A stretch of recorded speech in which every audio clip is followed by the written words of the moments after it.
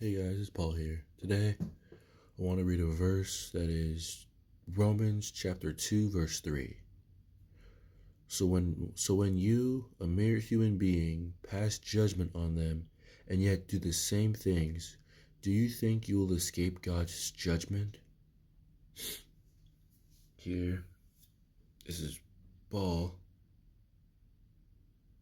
telling the Romans how they aren't to judge because aren't to aren't to judge critically those who are not for Christ. Because lots of times they'll just judge them for every little thing when they do the exact same things. And that's why Jesus says to just not judge in general. Because we all do, because if we judge people, because when we judge others, we don't know that we basically do the same thing. Now, now if you're thinking like, oh, well, that guy's like a killer or a murderer or a pedo or whatever like that, then, and you also have to realize that that person's also a child of God.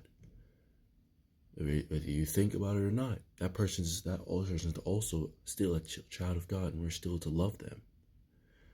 A big one that I came to realization with a couple days ago is with the LGBTQ community. People, I don't think I gotta tell you guys that there are many Christians out there that when they see a gay person or someone just part of that community, they go off and just spout nothing but bad things upon them, telling them they're going to hell, tell them this, tell them that, just making Christ look bad. Because I know if Jesus was down here, that's not the way he would approach people. That's not the way he would approach. It's not the way he would approach those type of people. He wouldn't just be yelling at them, telling them where they're going because of what they choose. There's a reason God gave everyone free will. That's why it's a choice to follow God. That's why there's us here, and that's why there's we Christians here who choose to follow him have to reveal to people to come to Christ. Have to reveal to people the benefits and everything coming to Christ. And if they choose not to, that's their choice. We can't force people into Christianity. I see this a lot. Parents forcing their kids into Christianity, which then leads them to growing up to like hating and despising Christians. And so many times it just does the opposite of what parents think is right. You can't force a religion onto your children and think that child will grow up into liking that religion. It's going to do the opposite. They're going to despise that religion because the only parts they're going to remember are the screamings and yellings whenever you do something wrong, or just thinking that they don't have free choice because the parents are just screaming at them, oh, you can't do this, you can't do that, that's not what God approve of, don't do that, and just basically forcing them. And it's not right. It's not right. That's why Jesus says we have to be gentle. It's one of the fruits of the Spirit, gentleness.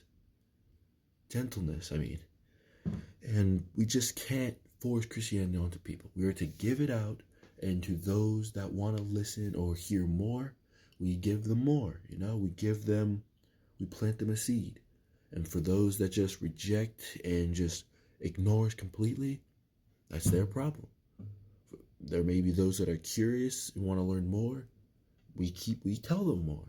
For those that just don't want to hear anymore, that's their problem. They don't hear anymore. We're going to keep praying. We're going to keep shouting. We're going to keep shouting out the word. but but they can't stop us from telling more. So in the end, we just can't judge others.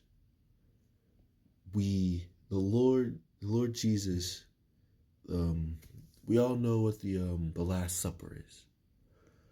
Jesus sitting at a table full of sinners, full of tax collectors, and just sinners in general.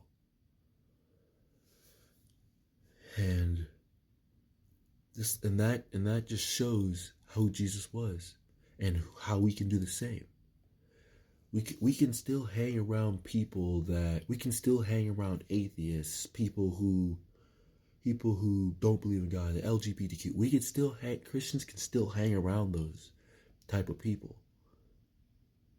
We may not support any of the way they're living, but we don't love them less.